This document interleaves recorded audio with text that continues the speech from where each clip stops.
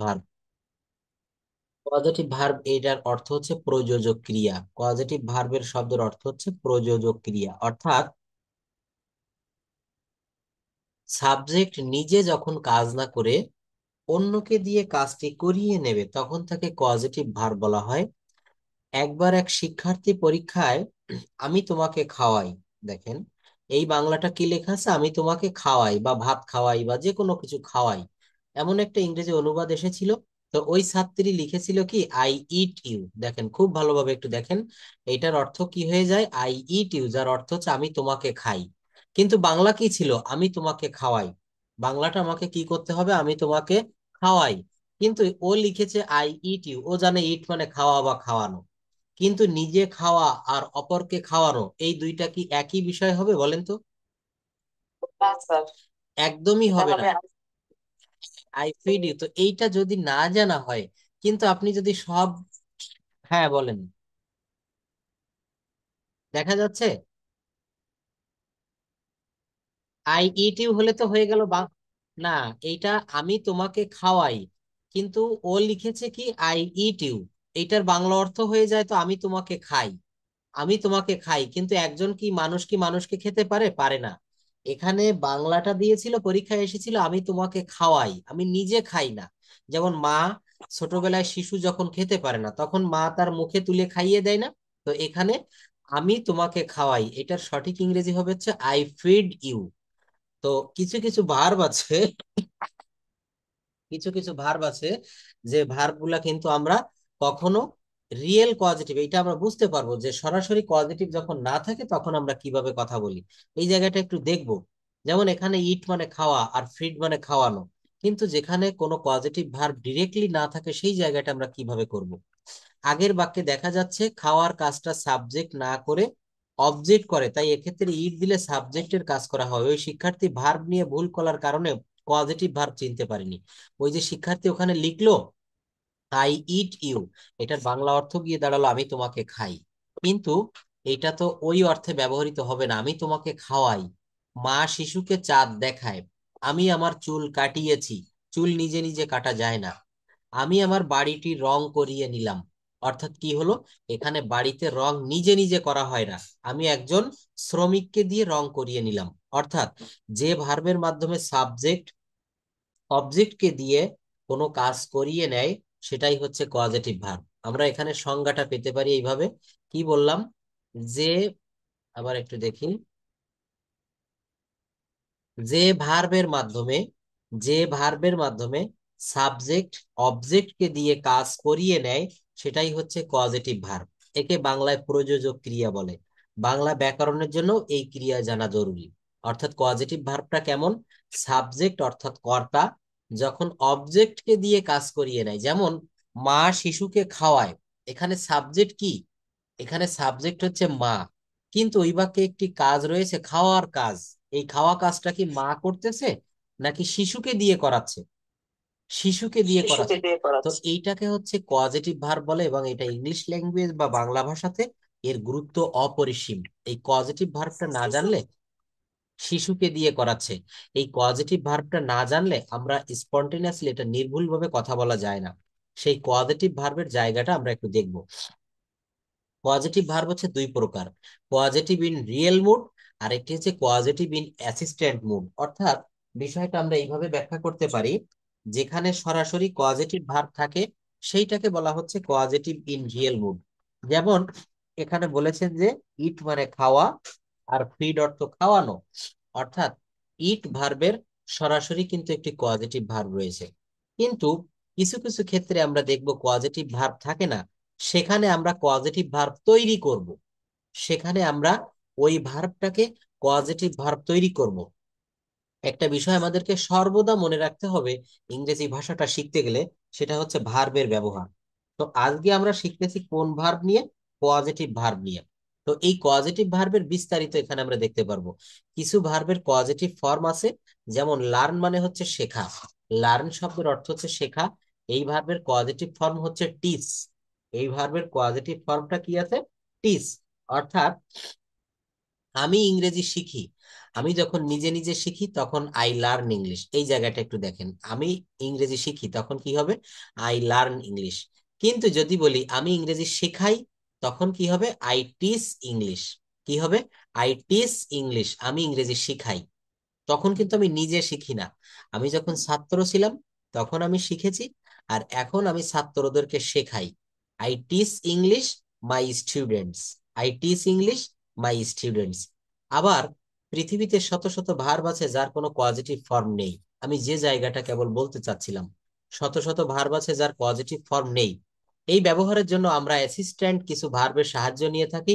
সেগুলো হচ্ছে এই যে ভার্বগুলো যেখানে পজিটিভ ফর্ম থাকে না, সেখানে আমরা কি কি দিয়ে পজিটিভ করব, মেক নিয়ে আসবো, গেট নিয়ে আসবো, হ্যাভ নিয়ে আসবো, লেট এবং হেল্প। কয়টা কথা বললাম, পাঁচটি কথা বলেছি। Make, get, have, let, help. এই পাঁচটা ভার্ব যোগ করে আমরা যেখানে রিয়েল পজিটিভ থাকে না, সেখানে অ্যাসিস্ট্যান্ট পজিটিভ নিয়ে আসবো এই ভার্ব গুলোকে। মেক মানে তৈরি করা, গেট শব্দের অর্থ পাওয়া, হ্যাভ মানে আছে বা থাকা, লেট অনুমতি দেওয়া বা চলো এমন, হেল্প মানে সাহায্য করা। অর্থাৎ যেমন আন্ডারস্ট্যান্ড মানে বুঝতে পারা বা বোঝা। আন্ডারস্ট্যান্ড শব্দের অর্থ হচ্ছে কোনো কিছু বুঝতে পারা বা বোঝা। মেক আন্ডারস্ট্যান্ড মানে হচ্ছে অন্যকে বুঝানো। দেখেন এখানে কিন্তু রিয়েল কোনো পজিটিভ ভার্ব নেই। আন্ডারস্ট্যান্ড শব্দের অর্থ বুঝতে পারা, আর মেক আন্ডারস্ট্যান্ড এটার অর্থ হচ্ছে অন্যকে বুঝানো। মেক আন্ডারস্ট্যান্ডের অর্থ কি, অন্যকে বুঝানো। আমি তোমাকে বিষয়টি বোঝাবো, আমি তোমাকে বিষয়টি বোঝাবো। দেখেন আমি নিজে বিষয়টি বুঝি, তখন কি হবে, I can understand the matter, অথবা আই আন্ডারস্ট্যান্ড দ্য ম্যাটার। কিন্তু যখন আপনি এই কথাটা বলবেন কাউকে, যে আমি এই ঘটনাটা কালকে বাজারে গিয়েছিলাম, এইটা আমি দেখে আসছি, এখন আমি তোমাকে বুঝাবো। মনে করেন আপনি যে কোনো একটা ট্রেনিং, কম্পিউটার ট্রেনিং বা দর্জি প্রশিক্ষণ, অনেক প্রশিক্ষণ থাকে না, আপনি আইসিটির বিভিন্ন প্রশিক্ষণ করে আসলেন, তো নিজে বুঝে আসলেন, বাসায় এসে আপনার পরিবারের কাউকে বুঝাবেন। তো কি বলছেন, আমি তোমাকে এই বিষয়টি বুঝাবো। এখানে আপনি আন্ডারস্ট্যান্ড মানে বুঝতে পারা, কিন্তু কাউকে বুঝানো। তখন কি করবেন, I make you understand, I make you understand এইটুকের অর্থ হচ্ছে আমি তোমাকে বুঝাবো অ্যাবাউট দিস ম্যাটার, এই বিষয়টা সম্পর্কে। I make you understand about this matter, আমি তোমাকে বুঝাবো এই বিষয়টা সম্পর্কে। কতকগুলা ভার্বের পজিটিভ ফর্ম নিচেই দেওয়া হলো। সবাই একটু ভালোভাবে আমরা খেয়াল করব, কতকগুলা ভার্বের পজিটিভ এখানে নিচেই দেওয়া হলো। ইট শব্দের অর্থ খাওয়ানো, এইগুলো একটু পড়ে ফেলেন তো আপনারা, কি কি লিখেছি এখানে। স্যার, ইট খাওয়া, ফিট খাওয়ানো, লার্ন শেখা, হুম, টিচ শেখানো, হুম, নো জানা, ইনফর্ম জানানো, হুম।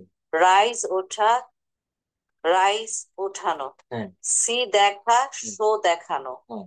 রিমেম্বার মনে করা, রিমাইন্ড মনে করানো। নিচে make, have, get, let, help ভার্বগুলোর ব্যবহার দেখানো হলো। দেখেন তাহলে স্যার, নিচের এখানে, গুলো দেখছি না। হ্যাঁ হ্যাঁ, নিচের গুলো এখানে একটু দেখাচ্ছি। অর্থাৎ কি বলেছি আমরা এখানে, রিমেম্বার মানে হচ্ছে মনে করা, আর রিমাইন্ড শব্দের অর্থ হচ্ছে কাউকে মনে করিয়ে দেওয়া। আমি বলি না যে আগামীকাল আমার কিন্তু একটা কনফারেন্স আছে, তুমি আমাকে বিষয়টা একটু মনে করিয়ে দিও, এটা কিন্তু রিমাইন্ড হবে। অর্থাৎ রিমেম্বার নিজে মনে করা, আর রিমাইন্ড মানে হচ্ছে কাউকে মনে করিয়ে দেওয়া। নিচে make have get let help ভার্বগুলার ব্যবহার দেখানো হলো। আমরা ওই যে এখানে দুইটা বিষয় দেখে আসছি না, এই জায়গাটা দেখেন, পজিটিভ ভার্ব হচ্ছে দুই প্রকার। একগুলো হচ্ছে ডিরেক্ট পজিটিভ থাকে, ইট মানে খাওয়া, ফেড মানে খাওয়ানো, লার্ন মানে শেখা, টিচ মানে কাউকে শেখানো। তো এটা হচ্ছে পজিটিভ ইন রিয়েল মুড, আর একটা হচ্ছে পজিটিভ ইন অ্যাসিস্ট্যান্ট মুড। তো আমরা এই পজিটিভ ইন অ্যাসিস্ট্যান্ট মুডটা একটু এখন দেখব। অর্থাৎ make, have, get, let, help এই ভার্বগুলোর ব্যবহার এখন আমরা একটু দেখব। কিভাবে দেখব, মেকের ব্যবহার দেখেন। অবজেক্টকে দিয়ে, অবজেক্ট অর্থ কি, কর্ম। এগুলো কিন্তু বাংলা অর্থ প্রাথমিকভাবে আমি কিন্তু জানিয়েছি, মনে রাখতে হবে। সাবজেক্ট কর্তা, অবজেক্ট কর্ম, আর ভার্ব হচ্ছে ক্রিয়া। এই তিনটা বিষয় কিন্তু ভার্ব হচ্ছে আমাদের সব ক্রিয়া। সময় মনে রাখা লাগবে। কি কি সব বললাম, সময় লাগে স্যার। হ্যাঁ এটা লাগে। কিন্তু দেখেন আমরা অনেকেই যে মোবাইল ফোন ব্যবহার করি, মোবাইলের ভিতরে অনেক ফাংশন থাকে যেটার বাংলা অর্থ আমরা জানি না। যেমন সেটিংস থাকে, তারপর মেসেজ থাকে, কল লিস্ট থাকে, তারপর প্রোফাইল থাকে। এমনকি আমরা মোবাইলের বাংলা কি এইটাও জানি না। মোবাইল তো আমরা প্রত্যেকে, পৃথিবীতে এমন কোনো মানুষ নেই বর্তমানে যে, হ্যাঁ বলো। বলো।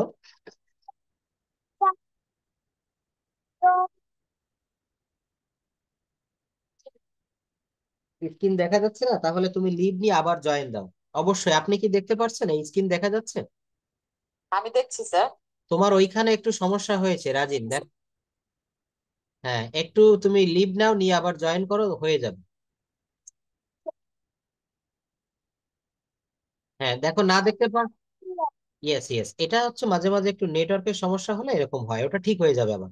আমাকে একটু জানাবা কোনো সমস্যা হলে। তো অবজেক্ট অর্থ হচ্ছে কর্ম। অবজেক্টকে দিয়ে জোর করিয়ে কোনো কাজ যখন করিয়ে নেওয়া হয়, তখন কি বলবো? তখন হচ্ছে এইটা আমরা এই পজিটিভ, অর্থাৎ অবজেক্টকে দিয়ে জোর করিয়ে কোনো কাজ সম্পন্ন করা বোঝাতে মেক এর ব্যবহার করা হয়। এখানে 5টা ভার্বের আমরা ব্যবহার দেখব। প্রথমে আমরা আলোচনা করব কিভাবে মেক দিয়ে আমরা পজিটিভ মুভ করতে পারি। রাজিন, খুব ভালোভাবে খেয়াল করবা, একটা খুব সেনসিটিভ বিষয় এখানে, খুব দারুণ একটা ব্যাপার। এমন যেমন আমি তাকে দিয়ে কাজটি করিয়ে নিলাম। আমরা অনেক সময় বলি না যে আমি তাকে দিয়ে কাজটি করিয়ে নিলাম, তার মাধ্যমে আমি উদ্ধার পেয়েছি। শিক্ষক ছাত্রদের দিয়ে লিখিয়ে নিল, অর্থাৎ শিক্ষকের একটি কাজ, সেই কাজটি উনি কি করলো? ছাত্রদেরকে দিয়ে লিখিয়ে নিল, ওনার বাড়ির কাজ, কিন্তু এই কাজটি স্কুলে এনে ছাত্রদেরকে দিয়ে লিখিয়ে নিল। অর্থাৎ এখানে subject plus make plus person অথবা থিং প্লাস ভার্বের V1 form plus extension. Subject plus make plus person plus thing, person অথবা থিং যে কোনো একটি।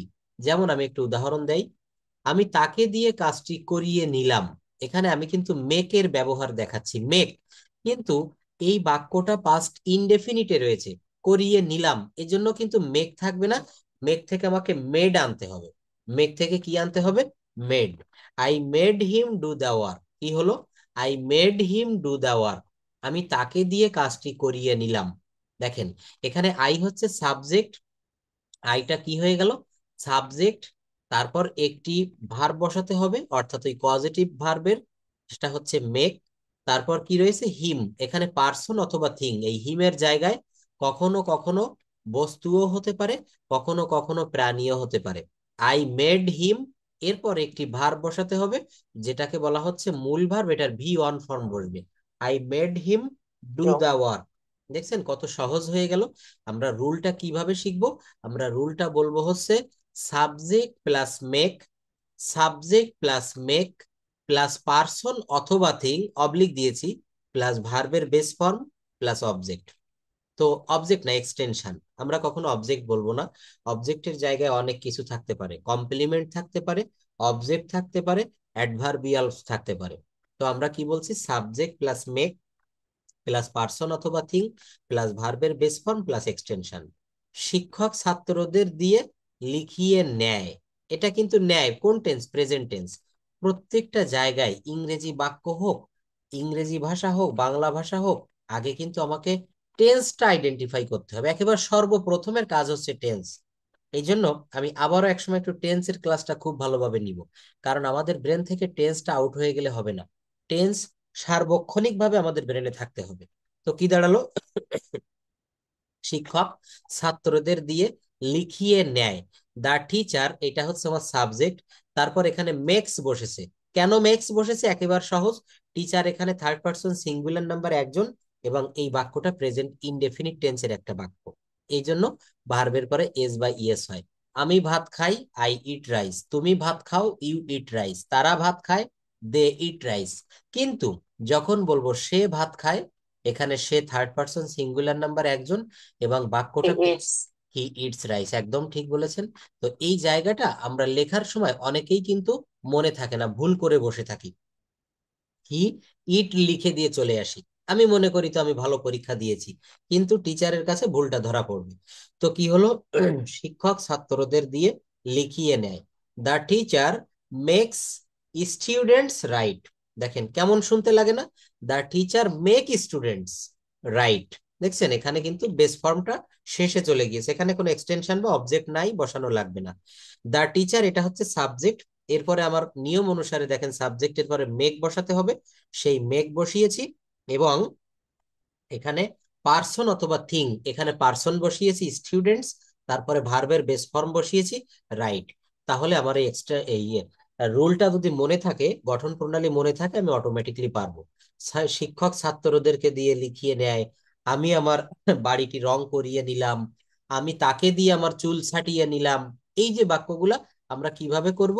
সাবজেক্ট প্লাস মেক, পার্সন অথবা থিং প্লাস ভার্বের V on form plus extension. শিক্ষক ছাত্রদের দিয়ে লিখিয়ে নেয়। এইবার দেখেন আমরা একটু গেটের ব্যবহার করি। কিসের ব্যবহার করব? গেটের ব্যবহার।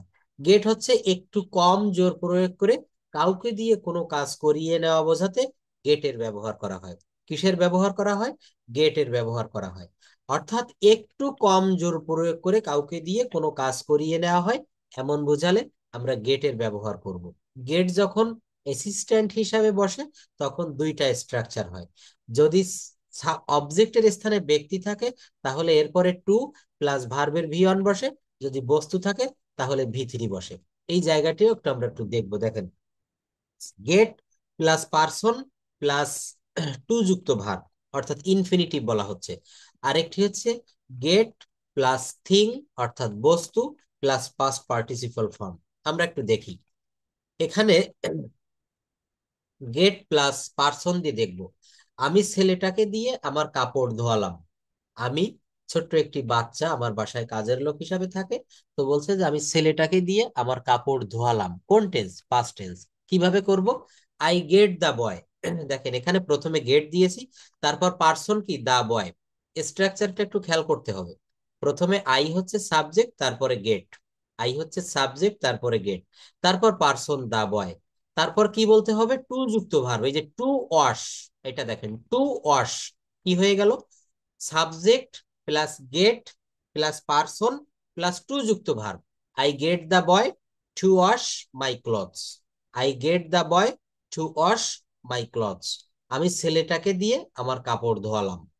দেখছেন? এইবার ব্যক্তিবাচক যখন থাকবে তখন কি হবে? দেখেন এই গেটের পরে আই গেট মাই মোবাইল, এর আগে কি ছিল? I get the boy. বস্তু প্রাণীবাচক ছিল, এখন কিন্তু বস্তুবাচক হয়ে গেছে। I got my mobile repaired by the mechanic, অর্থাৎ মেকানিকের দ্বারা আমি আমার মোবাইলটা ঠিক করিয়ে নিলাম। মোবাইল অনেক সময় নষ্ট হয়ে যায় না, আমরা মেকারের দোকানে নিয়ে যাই। তো এই বাক্যগুলো কিভাবে বলবেন? আমি আমার মোবাইলটা মেকানিকের মাধ্যমে ঠিক করিয়ে নিলাম। I got my mobile repaired by the mechanic. I got my mobile repaired by the mechanic, অর্থাৎ এই দ্বিতীয় নিয়ম অনুসারে get plus subject plus get, তারপর বস্তুবাচক অবজেক্ট এই মাই মোবাইল, তারপর পাস্ট পার্টিসিপল। দেখেন এই যে বাক্যটা, সরি এই যে শব্দটা রিপেয়ার্ড, এটা কিন্তু পাস্ট পার্টিসিপল। এটা কোথা থেকে এসেছে? রিপেয়ার থেকে। রিপেয়ার থেকে এসেছে repaired. I got my mobile repaired by the mechanic, অর্থাৎ মেকানিকের দ্বারা আমি আমার মোবাইলটি ঠিক করিয়ে নিলাম। আমি ছেলেটাকে দিয়ে আমার কাপড় ধোয়ালাম। এখানে ছেলেটা হচ্ছে একটা প্রাণীবাচক। এইটার ক্ষেত্রে রুলটা হবে subject plus get plus person plus to যুক্ত ভার্ব, অর্থাৎ ইনফিনিটিভ বলতে হবে। আর যখন ব্যক্তিবাচক না থেকে বস্তুবাচক থাকবে তখন কি হবে? তখন সাবজেক্ট প্লাস গেট প্লাস বস্তুবাচক অবজেক্ট প্লাস ভার্বের পাস্ট পার্টিসিপল, অর্থাৎ I got my mobile repaired by the mechanic. আমি মেকানিককে দিয়ে মোবাইলটা মেরামত করিয়ে নিলাম। আমি মেকানিককে দিয়ে মোবাইলটা মেরামত করিয়ে নিলাম। কি হবে? আই গট, সরি, আমি চাই বাড়িটাকে শীতের আগে রং করাতে। তো আমি চাই এইটুকুর ইংরেজি কি? I want. I I want. I want হচ্ছে আমি চাই। ইংরেজি বড় বাক্যকে ভেঙে ভেঙে ছোট বাক্যে করতে হয়, তাহলে অনেক সহজ হয়ে যায়। আমি চাই এটুকু হয়ে গেল আই ওয়ান্ট কি? বাড়িটিকে শীতের আগে রং করাতে, অর্থাৎ বাড়িটা পেতে চাই, বাড়িটা পেতে চাই শীতের আগে রং করা অবস্থায়, অর্থাৎ I want to get the house. Two get the house, দেখেন এখানে কিন্তু বস্তুবাচক অবজেক্ট হাউস, অর্থাৎ প্রথমে সাবজেক্ট, তারপরে গেট, তারপরে কি বস্তুবাচক অবজেক্ট, তারপরে পাস্ট পার্টিসিপল। দেখেন এই যে পেইন্টেড, এটা কিন্তু পেইন্ট থেকে এসেছে। এটাকে আমরা যখন ভার্বের ভি3 ফর্ম বলি, তো ভি1 ফর্মকে বলা হয় বেস ফর্ম, ভি2 ফর্মকে বলা হয় পাস্ট ফর্ম, আর ভি3 ফর্মকে বলা হয় past participle form. Past participle form একটু ভালোভাবে দেখবেন। I want to get the house painted before winter, শীতের আগে। অর্থাৎ ছোট করে নিলাম, আই ওয়ান্ট আমি চাই। কি চাই? টু গেট দ্য হাউস, বাড়িটা পেতে। গেট মানে এখানে পাওয়া। গেটের অনেক ব্যবহার ইংরেজি ভাষায়, have verb, get verb, do verb, be verb. এই দেখেন আমি প্রত্যেকটা ক্লাসে বলি না, ভার্বের ব্যবহারটা খুবই গুরুত্ব দিয়ে মনোযোগ দিয়ে শিখতে হবে। যে যত বেশি ভার্বের ব্যবহারটা ভালো করে শিখতে পারবে, তার কাছে এই ভাষাটা তত বেশি সহজ হবে। ভার্ব চিনতে হবে। আমি বললাম আমি ভাত খাই। কখন খাই? বর্তমান কালে খাই। আমি আবার বলবো যে আমি ভাত খেয়েছিলাম। কি বললাম? আমি ভাত খেয়েছিলাম। কখন খেয়েছিলাম? আমি ভাতটা খেয়েছিলাম হচ্ছে গতকাল। এটা কখন হয়ে গেল? পাস্ট। অতীতকে নির্দেশ করছে। কাকে নির্দেশ করছে? অতীত। অর্থাৎ মনে রাখতে হবে এই ভার্বের পরিবর্তন। আমি ভাত খেয়েছিলাম, এখানে আমি এবং ভাত এই দুইটা শব্দের কখনো পরিবর্তন হয়নি। সাবজেক্ট এবং অবজেক্টের পরিবর্তন করছি না, করছি কি? ভার্বের পরিবর্তন।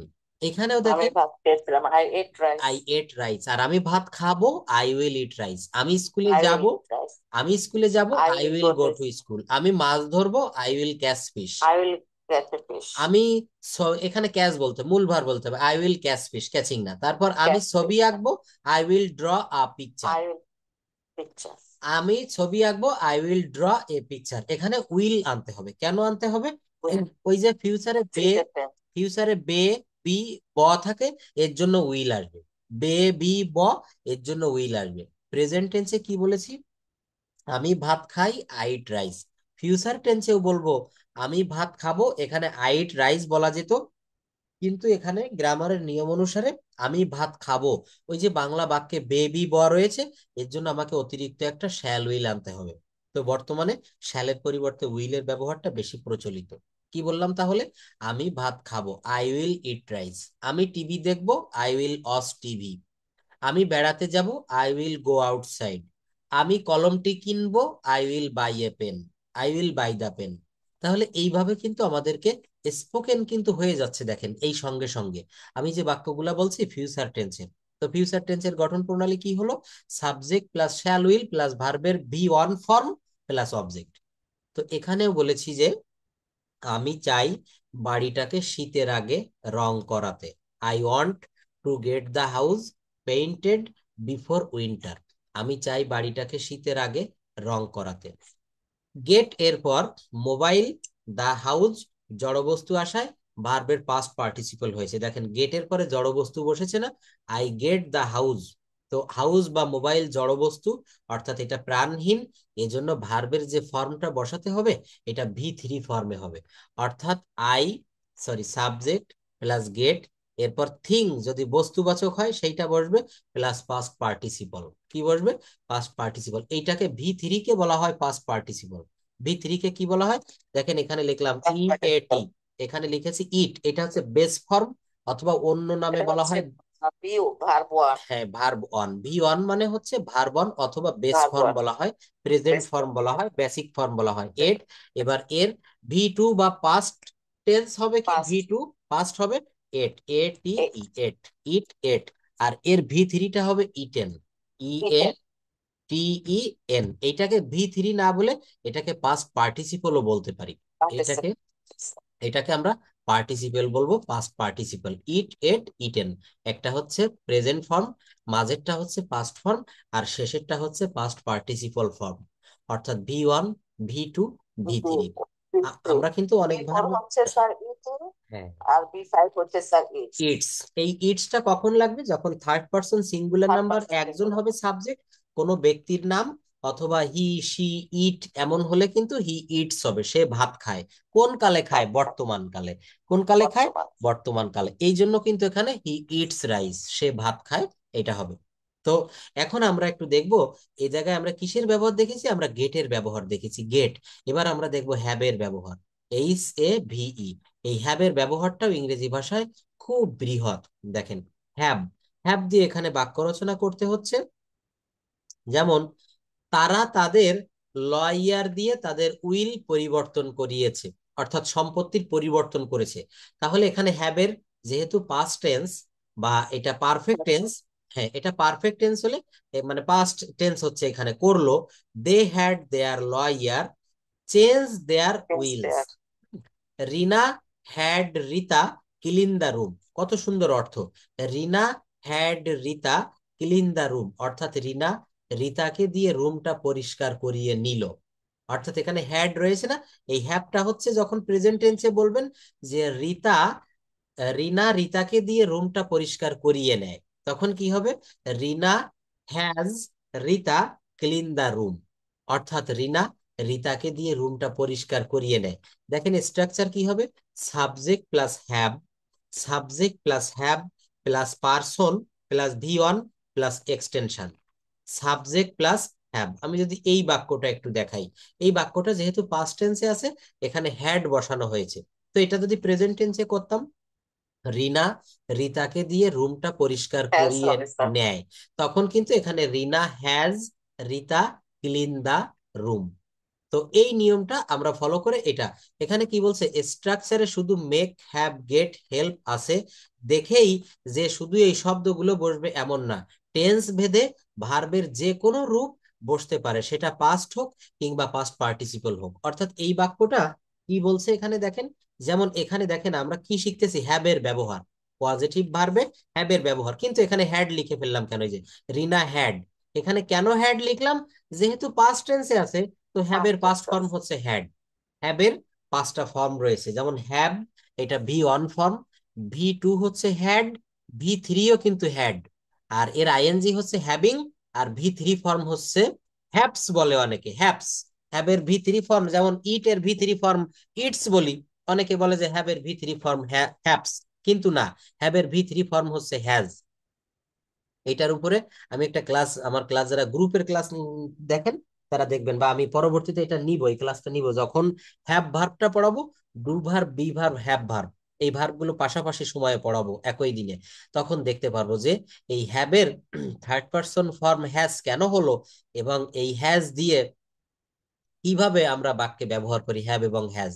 অনেক খুব ভালো একটা জায়গা, অনেকেই আমরা এটা বুঝি না, জানি না, অনেক টিচাররা আমরা এটা জানি না, কিন্তু এগুলো হচ্ছে স্টুডেন্টকে জানাতে হয়, একেবারে শিকড়ের জিনিস, এইগুলো না জানলে, না পারলে এই বিষয়গুলো বোঝা যায় না। তো এখানে দেখেন কি বলেছে, এই শেষের লাইনে এই নোট লিখে দিয়েছে যে শুধু যে মেক হ্যাভ গেট হেল্প আছে দেখেই শুধু এই শব্দগুলা বসবে এমন না, টেন্স ভেদে সকল ভার্বের যে কোনো রূপই বসতে পারে, সেটা পাস্ট হোক কিংবা পাস্ট পার্টিসিপেল। অর্থাৎ দেখুন, যেমন দেখেন এখানে হ্যাভ এর পরিবর্তে আমি হ্যাড ব্যবহার করেছি, কেন করেছি? কারণ বাক্যটা অটোমেটিকলি পাস্ট টেন্সে আছে। এইবার লেট এর ব্যবহার, এটা একটু পড়ে ফেলেন তো, যে লেট এর ব্যবহারটা কোথায় কিভাবে হয়।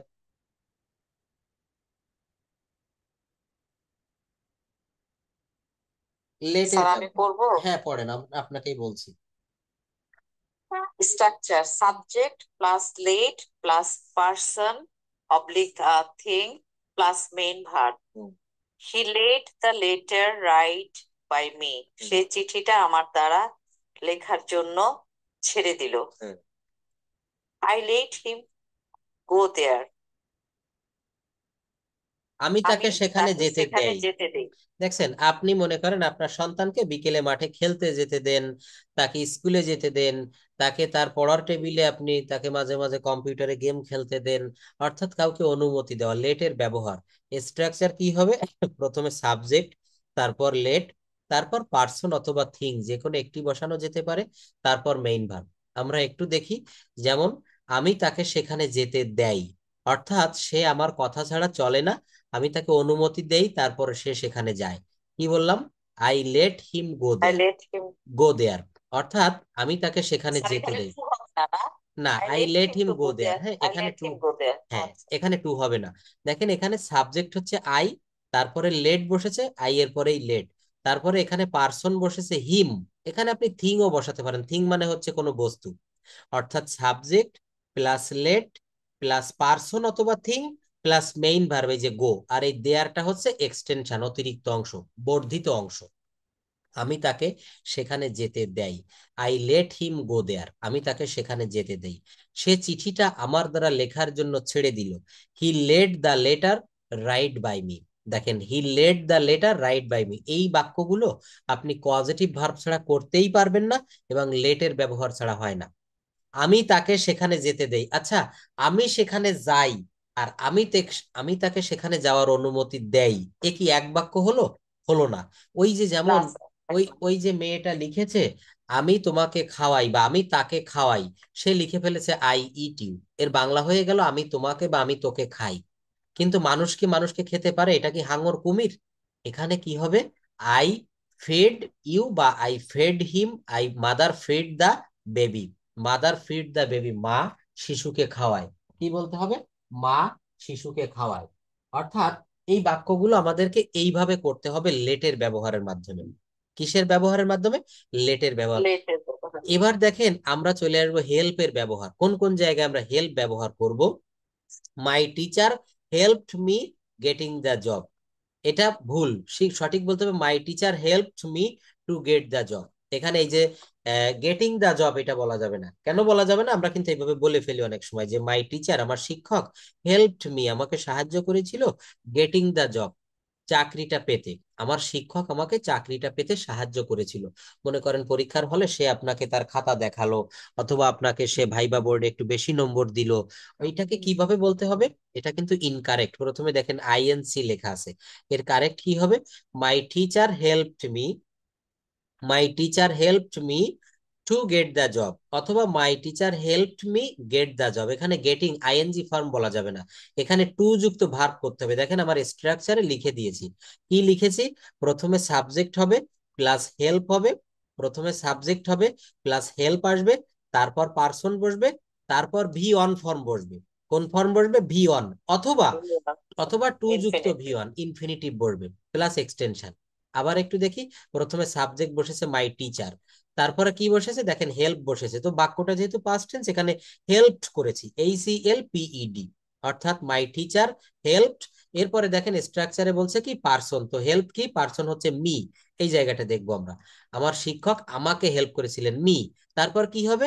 ভার্বের বেস ফর্ম, এই যে গেট দা জব, অথবা যখন ইনফিনিটিভ করবেন তখন টু গেট দা জব, এই যে টু যুক্ত ভার্ব হবে, টু গেট দা জব। আমার শিক্ষক আমাকে চাকরিটা পেতে সাহায্য করলো বা করেছিল। কিভাবে বলতে হবে? My teacher helped me to get the job, অথবা my teacher helped me get the job. বুঝতে পেরেছেন? এই বাক্যগুলো কিন্তু এভাবে ছাড়া অন্য কোনো ভাবে করা যাবে না। আমার মা ব্যবসাটি ভালোভাবে চলতে সাহায্য করে। আপনার একটা ব্যবসা আছে, মনে করেন রেস্টুরেন্টের ব্যবসা বা আপনার যে কোনো অনলাইন ব্যবসা, আপনার মা এটাকে ভালোভাবে চলতে সাহায্য করে। কিভাবে বলবো? My mother, my mother helped me. দেখেন এই যে মাই মাদার হেল্প, সাহায্য করে, এখানে একটু ভুল রয়েছে, এখানে তাহলে হেল্পস দিতে হবে। যেহেতু প্রেজেন্ট টেন্সে বাক্যটা আছে, এটা আমি HELPS, my mother helps me, আমার মা আমাকে সাহায্য করে to run my business well, অথবা বলা যায় my mother helps me run my business well. To run দিলেও হবে, আর শুধু রান দিলেও হবে। সেন্টেন্সটা সুন্দর লাগে দেখতে। সুন্দর লাগে, হ্যাঁ, এটা শ্রুতি মধুর হয়। দেখবেন গান কিন্তু অনেকেই গান, একই গান বিভিন্ন শিল্পী গায়, কারো গলায় ভালো শোনা যায়, কারো গলায় খারাপ শোনা যায়। তো এখানে টু দিলে একটু বেশি ভালো শোনা যায়, এটা টু দিলে একটু বেশি ভালো শোনা যায়। My mother helps me to run my business well. এই ধরনের কথা যখন আমাকে বলবো, আমরা বলতে চাইবো যে সে আমাকে লেখাপড়ায় সাহায্য করে, সে আমাকে আমার ব্যবসায় সাহায্য করে। আপনার সন্তান, আপনি যখন রান্নাঘরে রান্না করতে যান, আপনাকে সাহায্য করে, আছে না? এই বাক্যগুলো কিন্তু আমরা এইভাবে বলতে পারি, হেল্পের মাধ্যমে, হেল্প ব্যবহার করে। My mother helps me to run my business well, আমার মা আমার ব্যবসাটি ভালোভাবে চালাতে সাহায্য করে। এবার দেখেন নিজে নিজে আমরা একটু অনুবাদ করতে হবে। আমি তাকে দিয়ে কাজটি করাই, এখানে মেক দিতে হবে, I make him do the work. আমি দীপুকে দিয়ে কাজটি করতে বাধ্য করলাম, I made Dipu to do the work. শিক্ষক ছাত্রকে দিয়ে লিখিয়ে নিল। এগুলা কিন্তু আপনাদের একটু হোমওয়ার্ক থাকবে। এখানে কতগুলা, 15টা দিয়েছি দেখেন। এই 15টা আপনারা করবেন, যদি না পারেন আমি হেল্প করব। এর ভিতরে যদি কখনো করতে গিয়ে সমস্যা হয়, উপরে এখানে রুল লেখা আছে, এখানে সব দেওয়া আছে, একটু দেখে নিলেই পারা যাবে। ম্যানেজার তাকে কাজ থেকে আগেই যেতে দিলেন।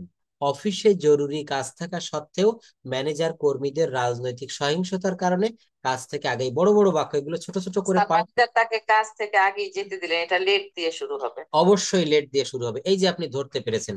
তো এইগুলো আমি বলে দিলে কিন্তু আর পরীক্ষা হবে না, এটা একটা পরীক্ষা মতো থাকবে। এগুলো একটু প্র্যাকটিস করতে হবে বাসায়। এবং এই যে ট্রান্সলেশন গুলো আমরা শিখছি, এইগুলাও কিন্তু আমরা আশা করি পারবো। টেন্স রিলেটেড ট্রান্সলেশন, এখান থেকে আমরা একটু চেষ্টা করব এগুলো বলার জন্য। সূর্য পূর্ব দিকে উদিত হয়, বলেন তো কি হবে? The sun rise in the east. হুম পাখিরা আকাশে ওড়ে। হুম Birds fly in the sky. Sky. গোলাপের গন্ধ মিষ্টি। আহ মিষ্টি। আহ, দা গোলাপের গন্ধ। The smell of the rose, The গোলাপের smell গন্ধ। of rose is sweet. হুম তোমরা ভাগ্যবান। হুম You are lucky. হুম সূর্য পশ্চিম দিকে অস্ত যায়। The sun set in the west. Sorry. West, West মানে হচ্ছে ঘোড়ার পশ্চিম। হ্যাঁ। পশ্চিম দিকে, yes. হুম হুম ঘোড়ার কি শিং আছে? হুম Is horse hmm have a horn? হুম। দেখেন এখানে এই বাক্যটা আমি একটু হেল্প করি। ঘোড়ার শিং আছে, তাহলে এইটার ইংরেজি কি হবে? The horse The horse has horn. Horn মানে হচ্ছে শিং। The horse has has horn. এখন আমরা যখন কোনো বাক্যকে, বিশেষ করে এই বাক্যটা কোন বাক্য, প্রেজেন্ট ইনডেফিনিট টেন্সের একটা বাক্য, ঘোড়ার কি শিং আছে। তো দেখেন প্রেজেন্ট ইনডেফিনিট টেন্সের অন্য একটা বাক্য বলেন তো। যেমন এখানে ঘোড়া থার্ড পার্সন সিঙ্গুলার নাম্বার একজন, আমরাও একটা সিঙ্গুলার নাম্বার দিয়ে একজন দিয়ে একটা বাক্য রচনা করি, যেমন সে ভাত খায়। He eats rice. খুব ভালোভাবে খেয়াল করবেন। হি ইটস রাইস, সে ভাত খায়। এই বাক্যটাকে আপনি প্রশ্নবোধক করেন, ইন্টারোগেটিভ। সে কি ভাত খায়? কিভাবে করতে হবে? is ডাজ, ডাজ হি না, is না না, এখানে ডাজ আনতে হবে। প্রেজেন্ট ইনডেফিনিট টেন্সে does. অক্সিলারি ভার্ব হিসেবে ডু বা ডাজ আসে। হ্যাঁ, থাকে না। এটা বারবার যখন আমরা প্র্যাকটিস করব দেখবেন আর ভুল হবে না। অর্থাৎ সে ভাত খায়, হি ইটস রাইস। কিন্তু যখন বলবো সে কি ভাত খায়, তখন কি লিখতে হবে? Does does he he eat rice. Does দিলে ইট দিতে হবে, ইটস হবে না। Does he eat rice. তো একই ভাবে দেখেন ঘোড়ার কি শিং আছে? Does the horse has horns. অর্থাৎ এখানে ডাজের ব্যবহার করতে হবে। এখানে আমরা অনেকেই করে ফেলি has the horse, has the horse has horn, কিন্তু এটা হবে না। এটা এখানে ডু বা ডাজ আনতে হবে। হুম। তুমি কি তাকে চেনো? Do you know him. এখানে ডু কেন নিয়ে আসলাম? এই ডু এর কিন্তু কোনো অর্থ নেই, কিন্তু এটাকে বলা হচ্ছে অক্সিলারি ভার্বের ডু। এটা হচ্ছে অক্সিলারি, অর্থাৎ প্রেজেন্ট ইনডেফিনিট টেন্সের কোনো বাক্যকে ইন্টারোগেটিভ বা নেগেটিভ ইন্টারোগেটিভ করতে গেলে ডু অথবা ডু নট বা ডাজ নট আসে। ডু বা ডাজ, আর নেগেটিভ হলে ডু নট অথবা ডাজ নট। এইটা একমাত্র প্রেজেন্ট ইনডেফিনিট টেন্সে এবং পাস্ট ইনডেফিনিট টেন্সে হবে। আর কোথাও কিন্তু ফিউচার ইনডেফিনিট টেন্সে এগুলা ব্যবহার করা লাগে না। মনে রাখতে হবে যে প্রেজেন্ট ইনডেফিনিট টেন্সের এবং পাস্ট ইনডেফিনিট টেন্সের কোনো বাক্যকে যদি আমরা অ্যাফার্মেটিভ থেকে ইন্টারোগেটিভ বা নেগেটিভ ইন্টারোগেটিভ করতে যাই, সেখানে ডু ডাজের সহায়তা নিতে হবে। আবার একটু দেখি, আমি ভাত খাই, আই ইট রাইস। এই সেন্টেন্সটা প্রেজেন্ট ইনডেফিনিট টেন্সের একটা বাক্য। তো আমি ভাত খাই না, এখানে কি আই নট ইট রাইস বলা যাবে? যাবে না। আমি ভাত খাই না, I do not eat rice বলতে হবে। এই ডু নট কেন আনলাম? এইটা হচ্ছে প্রেজেন্ট ইনডেফিনিট টেন্সের অক্সিলারি ভার্ব হিসেবে বসেছে। কখন? যখন নেগেটিভ করব অথবা নেগেটিভ ইন্টারোগেটিভ করব। তুমি কি চা পান করো, এটাও একই নিয়মে হবে। আগে এইটাকে অ্যাফার্মেটিভ করেন তো। তুমি কি চা পান করো, এটা বাদ দিয়ে আগে অ্যাফার্মেটিভ করতে হবে। তুমি তুমি চা চা পান পান করো। করো, হ্যাঁ কি হবে? ইউ ড্রিঙ্ক টি অথবা you take tea. You you take you tea take অথবা tea you or you drink tea? Drink tea. এইবার দেখেন তুমি কি চা Do পান করো, you do you take tea, do do you you take tea. drink tea? হ্যাঁ, do you drink tea অথবা ডু ইউ টেক টি। দেখেছেন? তাহলে কত সহজ হয়ে গেল বিষয়টা। রাজিন ঠিক বলেছে, এখানে কি হবে? ডু ইউ টেক টি অথবা ডু ইউ ড্রিঙ্ক টি। অর্থাৎ আমাকে আগে অ্যাফার্মেটিভে ভাবতে হবে, কল্পনাতে অ্যাফার্মেটিভ করে নিতে হবে। দেখবেন ওইখান থেকে আপনি ইন্টারোগেটিভ বা নেগেটিভ ইন্টারোগেটিভ খুব সহজে করতে পারছেন। এই যে সেন্টেন্স ট্রান্সলেশন, এগুলো কিন্তু করলে কি হয়, আমাদের কথা বলার দক্ষতা বাড়ে। আপনার বাসায় একজন এসেছে, আপনি তার কাছে চা তৈরি করার আগে শুনে নিচ্ছেন যে তুমি কি চা পান করো, তোমার জন্য কি চা তৈরি করব। আমরা এমন সিচুয়েশনে পড়ি না, বাসায় অনেকে আসে, আমরা তাদের কাছে শুনে চা তৈরি করি যে আপনি কি চা খাবেন, না কফি খাবেন, নাকি মিষ্টি জাতীয় কিছু খাবেন, নাকি ভাত খাবেন। তো এইটা যখন আমরা তাকে প্রশ্ন করব ইন্টারোগেটিভে, তখন এখানে ডু ব্যবহার করতে হবে। Doctor Mohammad Yunus K? Who is doctor Mohammad Yunus? Who is doctor Mohammad Yunus? তোমার কি একটি পাখি আছে?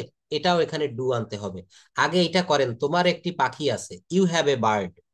You have a bird. You have a bird. কিন্তু তোমার Do কি একটি you have পাখি? a bird? Do you have a bird. দেখেছেন তখন কত সহজ হয়ে গেল। এটা নেগেটিভ, এটা নেগেটিভ ইন্টারোগেটিভ করেন তো, তোমার কি একটি পাখি নেই? Don't you have a bird?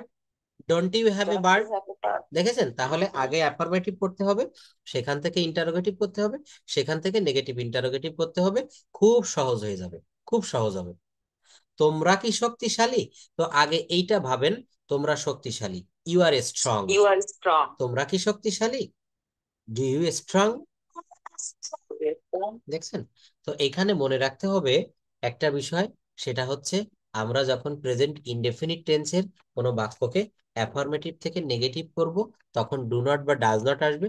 আর যখন ইন্টারোগেটিভ করব, তখন শুধু ডু বা ডাজ আসবে। মা একটি গল্প বলছে, কোন টেন্স? Present continuous tense. মা একটি গল্প বলিতেছে, চলিত ভাষায় বললাম, লিখলাম বলছে। মা একটি গল্প বলছে। Mother is telling a story, কোন টেন্স? Present continuous tense. এর Present continuous. এর গঠন প্রণালী কি? প্রথমে সাবজেক্ট, সাবজেক্ট কি? মাদার। তারপর অ্যাম ইজ আর, মাদারের পরে ইজ বসেছে, মাদার ইজ। এরপরে মূল ভার্বের সঙ্গে আইএনজি, টেলিং। টেলের সঙ্গে ING, telling. Mother is telling, এরপরে অবজেক্ট বসবে, আ স্টোরি। এটা হচ্ছে অবজেক্ট। অর্থাৎ মা একটি গল্প বলছে, mother is telling a story. মা একটি কবিতা লিখছে, mother is writing a poem. মা ভাত রান্না করছে, মাদার ইজ কুকিং রাইস। মা চিঠি লিখছে, mother is writing a letter. দেখেছেন? তাহলে এই একটা নিয়ম শিখে ওইটা দিয়ে আমরা অনেক বাক্য বলবো সঙ্গে সঙ্গে, তাহলে ওই নিয়মটা কিন্তু আমাদের খুব স্ট্রংলি শেখা হয়ে যাবে। তো এগুলাও কিন্তু একটু হোমওয়ার্ক থাকবে, এগুলো আমরা একটু করার চেষ্টা করব বাসায়। সে স্কুলে গিয়েছে। সবাই তো পরে। আমি একটি পাখি দেখিতেছি। রহিম মাছ ধরিতেছে। তারপরে দেখেন সে একটি ছবি। Rohim is catching fish. হ্যাঁ, রহিম ইজ ক্যাচিং ফিশ, রহিম মাছ ধরিতেছে। রহিম চিঠি লিখিতেছে, রহিম ইজ রাইটিং আ লেটার। রহিম ঘুড়ি আমি এক তৈরি। দেখিতেছি। হ্যাঁ, I am I am watching a bird. হ্যাঁ, এখানে সি ভার্ব, watching a হ্যাঁ, ওয়াচিং bird. একটি বার্ড। সে একটি ছবি এঁকেছে, প্রেজেন্ট পারফেক্ট টেন্স। সে একটি ছবি এঁকেছে, তাহলে কি হবে? He has ড্রন a picture. সে একটা ছবি এঁকেছে। তাহারা ভাত খেয়েছে, present perfect tense. They have eaten hmm, rice. দেখেছেন? সে স্কুলে গিয়েছে, he has gone to school. এটা gone to tense. school. Tense যে পারবে সে এই বাক্যগুলো পারবে। এখানে প্রথমেই লিখে রেখেছি sentence translation day on.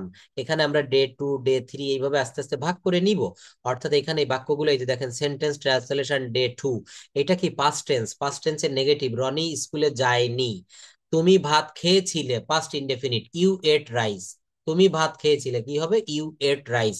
Subject plus ভার্বের V two form plus object. তাহারা ফুটবল খেলেছিল, দে প্লেড ফুটবল। দেখেছেন? এটা ডে টু গেল। এখানে দেখেন ডে থ্রি রয়েছে, ডে থ্রিতেও আবার কিন্তু একটু পাস্ট টেন্স দিয়েছি। সে কি একটি আম খেয়েছিল? পাস্ট টেন্সের ইন্টারোগেটিভ। তারা কি গিয়েছিল? আমি একটি গান গাইছিলাম বা গাচ্ছিলাম, past continuous, I was singing a song. অর্থাৎ এই ট্রান্সলেশন গুলো, এখানে অনেক ট্রান্সলেশন দিয়েছি, দেখেন ডে থ্রি, ডে ফোর। তো প্রথম দিন আমরা ডে অন একটু প্র্যাকটিস করব, অলরেডি আমরা অনেকগুলো আজকে বলে ফেলেছি। এই যে এই পর্যন্ত চলে এসেছি। সে স্কুলে গিয়েছে, আমি একটি বই কিনেছি। এটা কোন টেন্স? Present perfect tense. এর গঠন প্রণালী কি হবে? সাবজেক্ট প্লাস হ্যাজ বা হ্যাভ প্লাস মূল ভার্বের V three form plus object.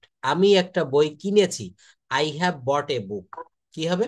I have bought A I book. have got to go. আমি একটা বই কিনেছি। আমি একটা জামা কিনেছি, I have bought A shirt. আমি একটা মোবাইল কিনেছি, I have bought A mobile.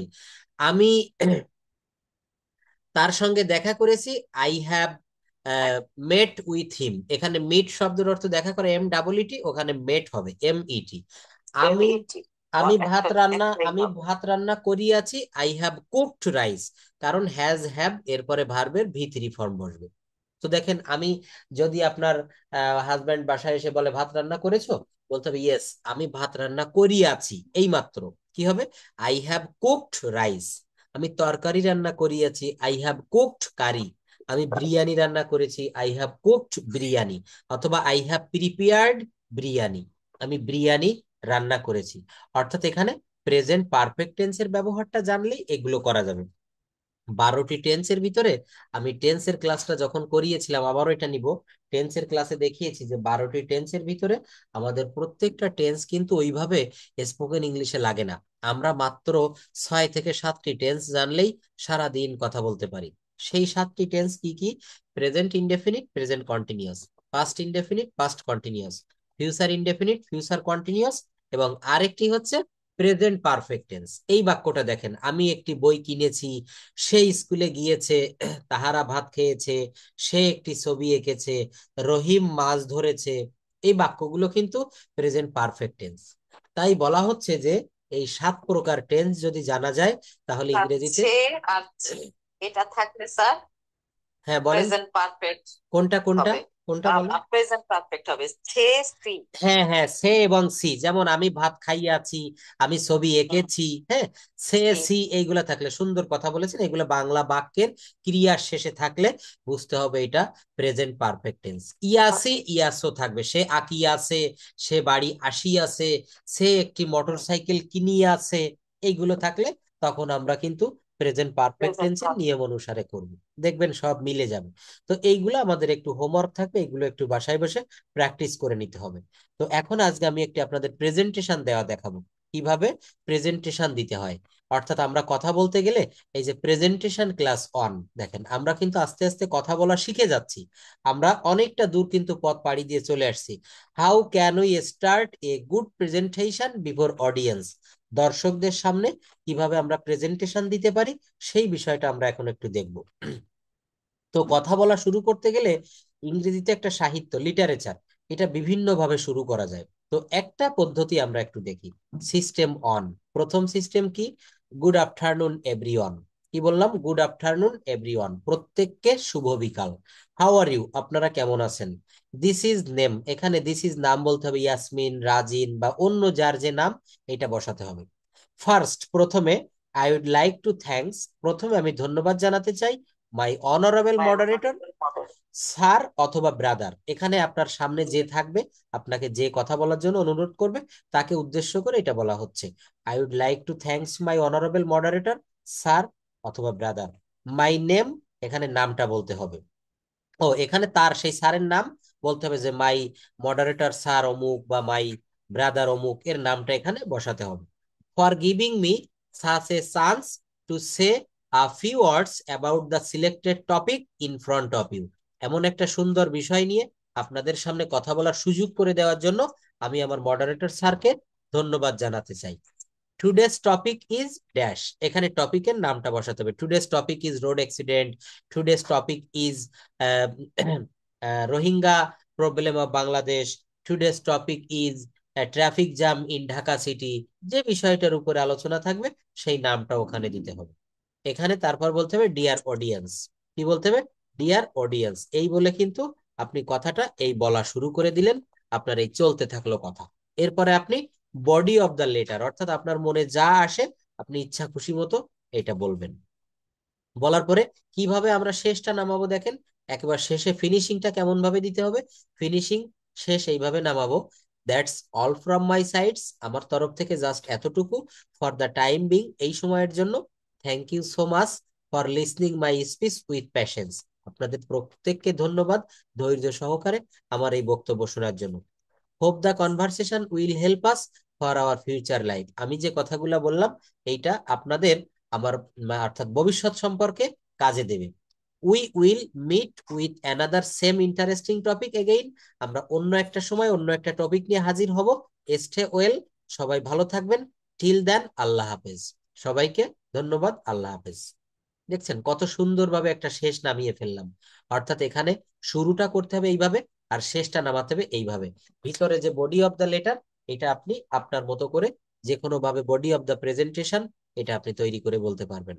তো প্রেজেন্টেশন দেওয়া কি কোনো কঠিন কোনো কাজ বলেন?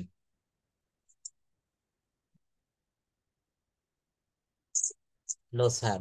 তো এখানে আমি যে বিষয়গুলো আজকে দেখালাম, পজিটিভ ভার্ব এবং প্রেজেন্টেশন দেওয়া, এটা কি পারা যাবে? এটা কি কোনো সমস্যা? স্যার প্র্যাকটিস করতে হবে, প্র্যাকটিস হ্যাঁ, করলে পারা যাবে। এই দেখেন এই যে বাক্যগুলো না, এই 1 থেকে 2 বার পড়বেন মুখস্থ হয়ে যাবে, এখানে কঠিন।